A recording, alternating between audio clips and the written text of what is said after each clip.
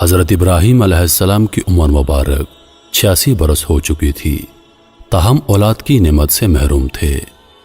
انہوں نے اللہ تعالیٰ کی بارگاہ میں کچھ اس طرح دعا کی: اے میرے رب، مجھے نیک اور صالح بیٹا عطا کر۔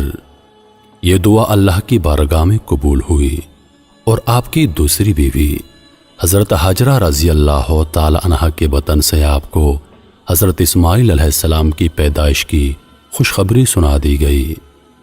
عبرانی زبان میں اسماعیل کا تلفظ شمائیل ہے۔ شما کے معنی ہے سن، اور ایل اللہ کے مترادف ہے۔ چونکہ اولاد کے لیے آپ علیہ السلام کی دعا سن لی گئی تھی، اس لیے آپ کا نام اسماعیل رکھا گیا۔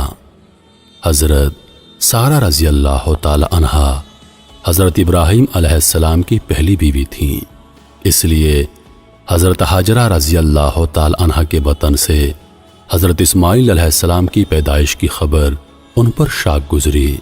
اس لیے انہوں نے حضرت ابراہیم علیہ السلام سے اصرار کیا کہ حضرت ہاجرہ رضی اللہ تعالی عنہا اور ان کے بیٹے کو یہاں سے دور کر دو، یہ لوگ میری نگاہ کے سامنے نہ رہیں۔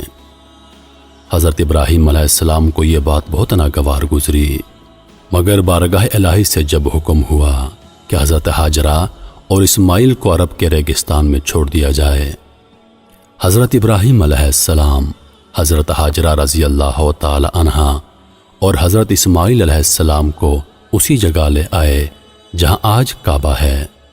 اس زمانے میں یہ جگہ بالکل غیر آباد تھی۔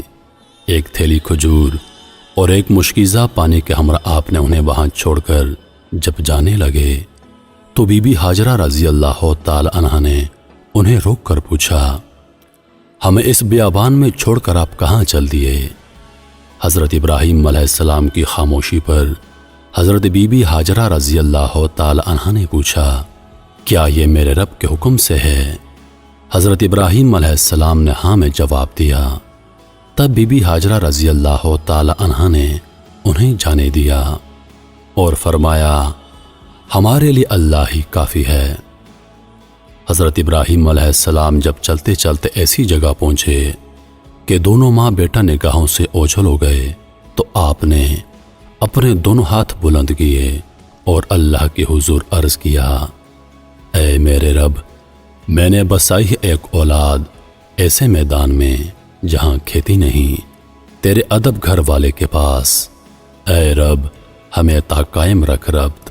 اے رب، بعض لوگوں کے دل جھکتے ان کی طرف، اور ان کو روزی عطا فرما اپنے فضل سے تاکہ یہ شکر کریں۔ حضرت ہاجرہ رضی اللہ تعالی عنہا چند روز تک مشکیزے سے پانی پیتی رہیں اور کھجوروں سے گزارا کرتی رہیں اور حضرت اسماعیل علیہ السلام کو دودھ پلاتی رہیں۔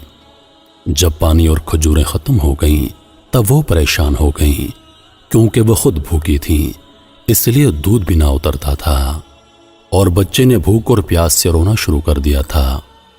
بچے کی بے چینی دیکھ کر حضرت ہاجرہ رضی اللہ تعالی عنہا نے پانی کی تلاش شروع کر دی اور وہ صفا پہاڑی پر چڑھی کہ شاید کوئی اللہ کا بندہ نظر آ جائے یا کہیں سے پانی مل جائے، مگر کچھ نظر نہ آیا۔ پھر وہ واپس وادی میں آ گئیں اور پھر وہ دوسری پہاڑی مروہ پر چڑھیں کہ کہیں پانی نظر آ جائے۔ اس طرح آپ نے 7 چکر لگائے۔ مامتا کا یہ جذبہ اللہ تعالیٰ کی بارگاہ میں اس قدر مقبول ہوا کہ بیت اللہ کی زیارت کے لیے آنے والے ہر فرد پر اللہ تعالیٰ نے اسے لازم قرار دے دیا کہ حضرت ہاجرہ رضی اللہ تعالی عنہا کی سنت کی پیروی کرتے ہوئے صفا اور مروہ کے پہاڑوں کی سائی کرے۔ اس جستجو پر مشتمل عمل کی مقبولیت کا ایک اشارہ یہ بھی تھا کہ 7ویں چکر میں حضرت ہاجرہ رضی اللہ تعالی عنہا جب بچے کے پاس واپس آئیں تو دیکھا کہ جس جگہ حضرت اسماعیل علیہ السلام روتے ہوئے ایڑیاں رگڑ رہے تھے وہاں سے پانی کا چشمہ جاری ہو گیا ہے، اور یہ چشمہ آج بھی موجود ہے اور ہم لوگ اسے آب زمزم کے نام سے جانتے ہیں۔ ہزاروں سال گزرنے کے باوجود چشمے کا پانی اسی طرح جاری ہے۔ اللہ تعالیٰ نے اس میں مخلوق کے لیے شفا رکھی ہے۔ حضرت ہاجرہ رضی اللہ تعالی عنہا یہ معجزہ دیکھ کر بے حد خوش ہوئیں اور اللہ تعالیٰ کا شکر ادا کیا۔ اس کے بعد آپ نے بچے کو پانی پلایا اور خود بھی اس سے مستفید ہوئیں۔ اسی وقت اللہ تعالیٰ کی طرف سے ایک فرشتہ نازل ہوا اور ان کی طرف سے وعید سنائی، اے ہاجرہ، آپ خوفزدہ نہ ہوں اور نہ ہی غمگین ہوں، کیونکہ اللہ تعالیٰ آپ کو اور اس بچے کو ضائع نہیں ہونے دے گا، کیونکہ یہ اللہ کا گھر یعنی مقام بیت اللہ ہے جسے اس بچے اور اس کے باپ نے تعمیر کرنا ہے۔ کچھ عرصے کے بعد بنو جرہ نامی ایک قبیلہ پانی کی فراوانی دیکھ کر حضرت ہاجرہ رضی اللہ تعالی عنہ کی اجازت سے یہاں آ کر آباد ہو گیا۔ حضرت اسماعیل علیہ السلام کا بچپن اسی قبیلے کے افراد کے درمیان گزرا۔ ابھی حضرت اسماعیل علیہ السلام بچے ہی تھے کہ حضرت ابراہیم علیہ السلام نے خواب میں دیکھا کہ حضرت ابراہیم علیہ السلام اپنے لخت جگر کو اللہ کی راہ میں قربان کر رہے ہیں۔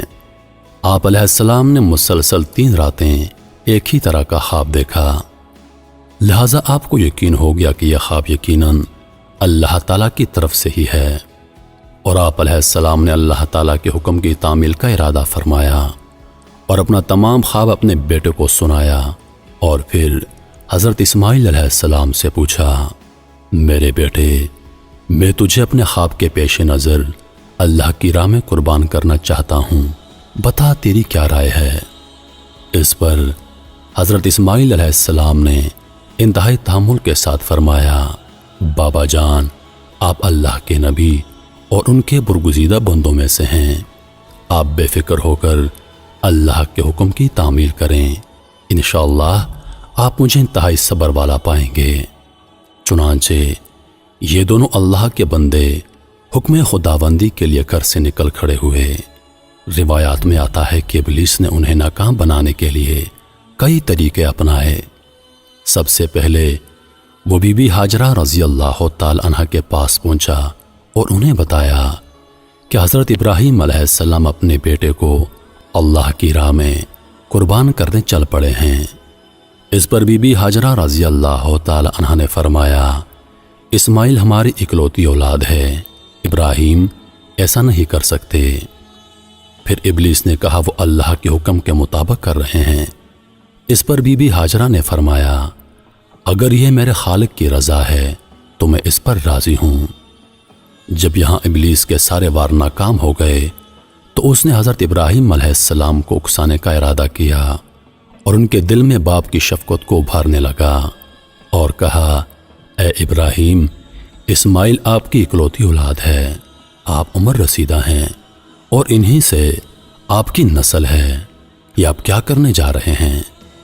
اس پر حضرت ابراہیم علیہ السلام نے جواب دیا، مجھے میرا بیٹا اللہ نے دیا ہے اور یہ میرے پاس اللہ کی امانت ہے، میں اللہ کے حکم پر راضی ہوں، وہ جیسے چاہے حکم دے، ہم اس کے تابع اور فرما بردار ہیں۔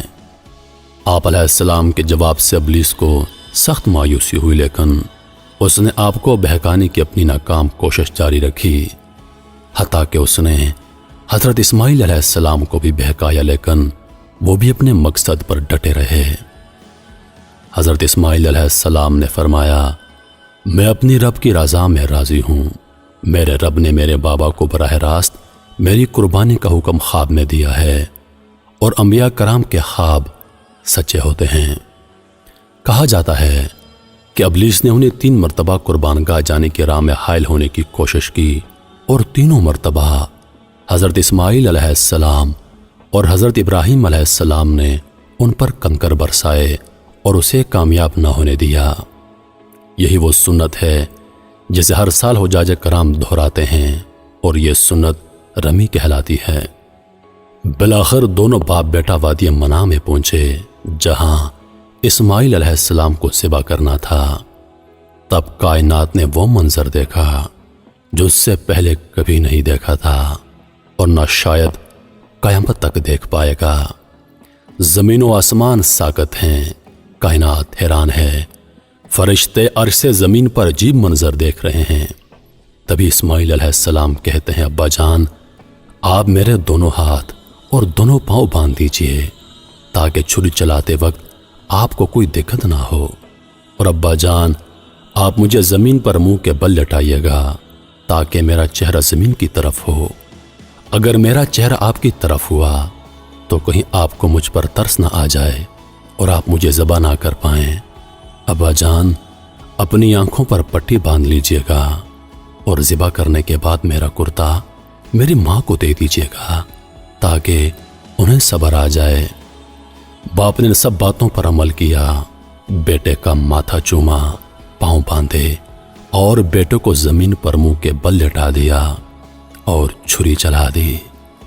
لیکن چھری نے حضرت اسماعیل علیہ السلام کو نہ کاٹا، کیونکہ اللہ کو کچھ اور ہی منظور تھا۔ حضرت ابراہیم علیہ السلام چھری چلاتے ہیں مگر چھری نہیں چلتی۔ آپ اور زور لگاتے ہیں مگر چھری ہے کہ چلنے کا نام نہیں لیتی۔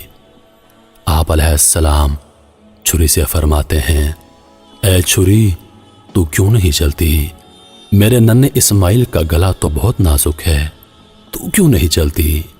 عرش پر فرشتے خاموش، زمین پر ایک انسان کے اللہ سے محبت کا عجیب منظر دیکھ رہے ہیں۔ تب اللہ پاک عرش سے حضرت جبریل علیہ السلام سے فرماتے ہیں، اے جبریل جاؤ اور جنت سے مینڈا لے جاؤ، میرا خلیل پیچھے نہیں ہٹے گا، جاؤ اور اس کی قربانی کرو۔ تب حضرت جبریل علیہ السلام جنت سے مینڈا لے جاتے ہیں اور حضرت اسماعیل علیہ السلام کو چھری کے نیچے سے ہٹایا اور مینڈا رکھ دیا۔ اب چھری کو چلنے کی اجازت ملی اور چھری چل گئی۔ تب حضرت ابراہیم علیہ السلام کے ہاتھوں پر گرم خون لگا اور بے ساختہ آپ کی زبان سے نکلا، اللہ اکبر، یا اللہ تیرا شکر ہے۔ مگر جب آنکھوں سے پٹی اتاری تو حضرت اسماعیل علیہ السلام صحیح سلامت ایک